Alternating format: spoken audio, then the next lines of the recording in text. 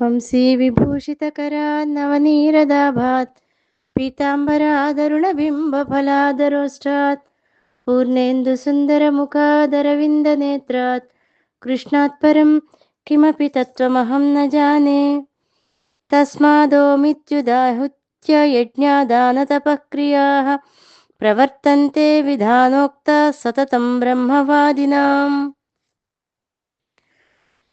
ముందర శ్లోకంలో ఓం యొక్క విశిష్టత గురించి తెలియజేయబడింది. అందువలన వేదాలను బాగా తెలుసుకుని ఆ శాస్త్రాల గురించి, ఆ వేదాలలో ఉండేటువంటి విషయాలను, శాస్త్రోక్తమైనటువంటి యజ్ఞ దాన తపక్రియలన్నీ ఎల్లప్పుడూ ఎప్పుడు చూసినా కూడా ఓం అని చెప్పిన తర్వాతనే అనుష్ఠానం జరుగుతుంది. ఓం తత్ సత్ అను 3 పదాలలో మొదటిది అయినటువంటి ఓం అను పదానికి ఉన్న మహిమను, గొప్పతనాన్ని గురించి తెలియజేస్తున్నారు. పరబ్రహ్మం యొక్క నామము అత్యంత పవిత్రమై మహాశక్తివంతమై అలరారుతుండడం చేత వేదవేత్తలందరూ కూడా తాము ప్రారంభించే యజ్ఞాలు, దానాలు, తపస్సులు అనే క్రియలన్నింటికీ కూడా ముందర ఓమను ఏకాక్షర ప్రణవ మంత్రాన్ని చెప్తారు లేదా ఉచ్చరిస్తారు.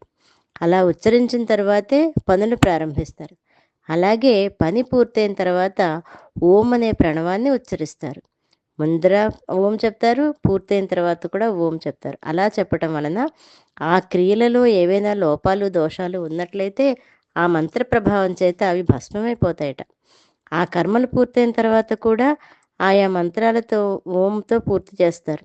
ఈ శ్లోకంలో సతతం అని చెప్పటం వలన అటువంటి వేదవేత్తలు తాము చేసేటటువంటి యజ్ఞయాగాది సత్క్రియలు ప్రారంభానికి ఎల్లప్పుడూ ప్రణవోచ్చారణతోనే ప్రారంభిస్తారు.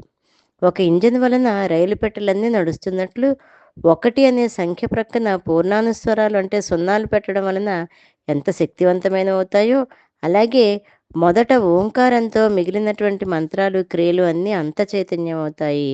ప్రతిభావంతులందరూ చాలా ప్రతిభావంతంగా ఉంటాయి అని చెప్తూ ఓం యొక్క విశిష్టతని తెలియజేస్తున్నారు. జై గురుదత్త.